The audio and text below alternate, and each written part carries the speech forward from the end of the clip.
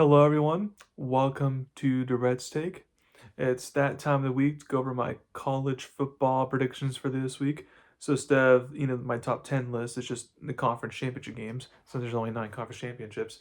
So let's get started with the biggest one between number one Ohio State and number two Indiana. Ohio State 4-point favorites.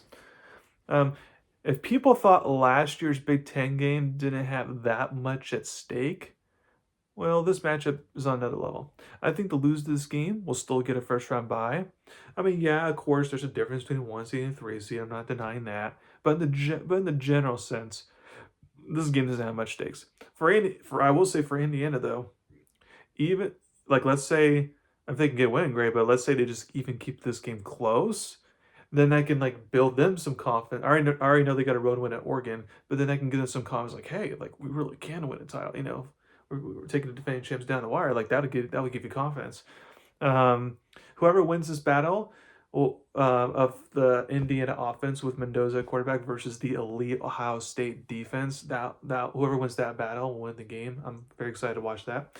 Since it's hard to bet against Ohio State's defense right now, I think um, that they will help the Buckeyes get the win, and therefore Ohio State get the 1 seed. I have Ohio State winning 23-16. Number two, we got the SEC Championship. We got number three, Georgia versus number nine, Alabama. Georgia, 2.5-point favorites. When Georgia head coach Kirby Smart plays Alabama, whether it's Nick Saban or even Kalen DeBoer coaching them, he's usually going to struggle. I would not be shocked that that's the case once again. What's interesting is that both of these teams clearly have their flaws, but are just super resilient and have that championship pedigree. They just find ways to win. For Bama, they should be in the playoffs since they moved up a spot in the committee's rankings up to 9. But I will say that they can't get blown out in this game because even though they beat Georgia early in the season, they get blown out, then all bets are off. But even if they lose closely, then they should still be in. At least I think, because again, conference championship games aren't supposed to ding you too much for having to play the extra game. Um, I know when it comes to Bama Georgia, I know Georgia won the championship over Bama 4 years ago, but other than that, Bama's usually always beaten Georgia in recent memory, so I know I should pick Bama. But in this case, I'm actually going to go with Georgia. I'm going to go with Georgia in a lower scoring game, 20-17. Number three, you get the Big 12 championship, and number four, Texas Tech versus 11 BYU. Go Cougs. This is another big game. The playoff committee has disrespected the Cougars, and that's not just my biased opinion. You can ask a lot of college analysts, at least on social media, and they all say the same thing. In fact, I know this is AP rankings, not college football rankings, because college football rankings have only been out for a certain period of time. They haven't been out for decades, like the AP ranking has. But regardless, BYU is the first power conference team with 11 wins to be outside the top 10 in the last 3 years. That's disrespectful. And it's not like BYU's doing what Texas A&M, the SEC, has done, where they play literally all the bottom teams of their conference. They played a lot of the top teams of the conference. So it's sad that an 11-1 Power 4 team has to win their conference championship in order to get in the playoffs. That's just crazy. But it is what it is. There's good news and bad news for BYU. The good news is that they can't perform worse than what they did back in the beginning of November when they played in Lubbock. That was just rock bottom there.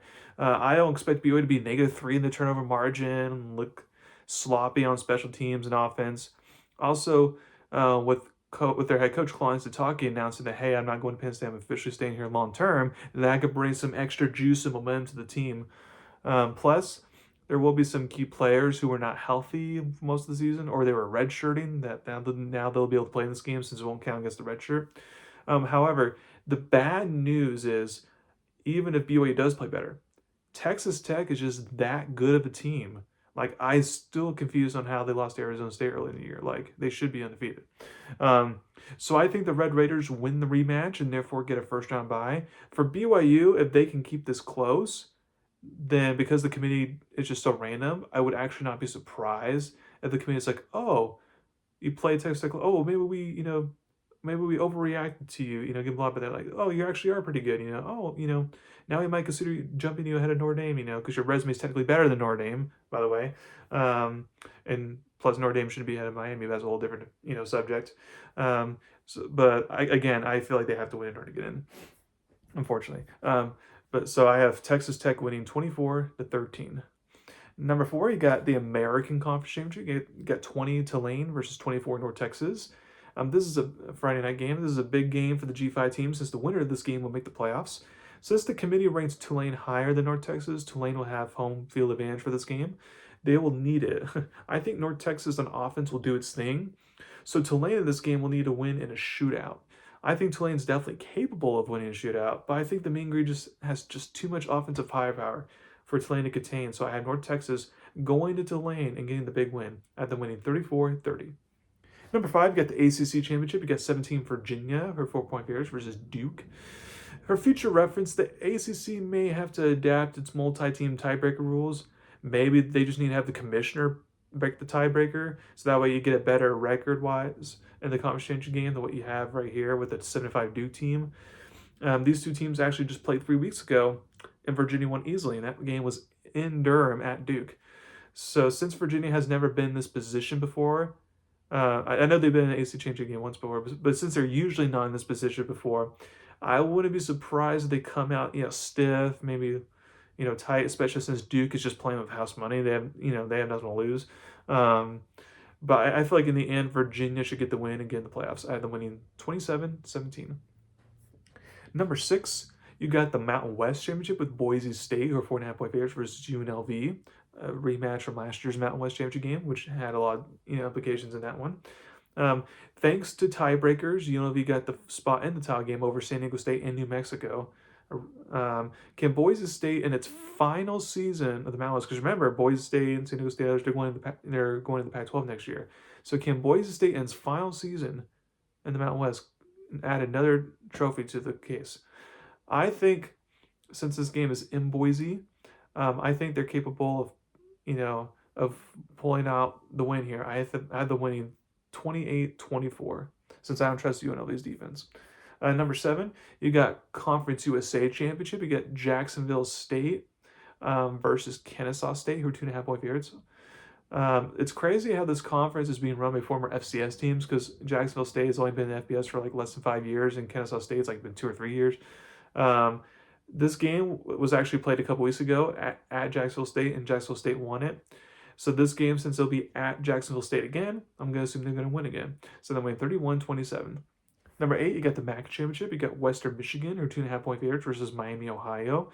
Kind of like with the Mountain West, just because of multi-team tiebreakers, Miami, Ohio just happens to get in. I definitely feel like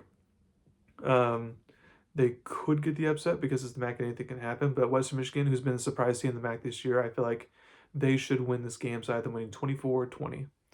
And then last but not least, I got the Sun Belt Championship. We got 25, James Madison, who are 23.5-point favorites, versus Troy. While the G5 spot winner will obviously go to the American Conference, as I just mentioned earlier, there is potential good news for James Madison.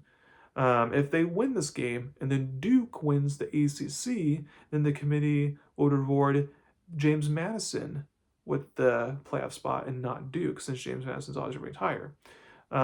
Because remember, it's just top 5 conference champions, not power conference, it's just conferences. So these two teams didn't play in the regular season, so I'm not sure exactly what to expect, but I assume with everything on the line for James Madison that they're not going to screw around and take care of business. I had them winning 34-17. So on Saturday night, I will come out with my final bowl projections, and I'll probably do another short podcast as well, giving my final predictions on what the playoff bracket may look like. And then definitely stay tuned for my future podcast, because in next week, once the bowl games and playoffs are all official, and then I'll be going over my predictions for all that. So stay tuned for that. Thank you very much. Y'all have a wonderful day.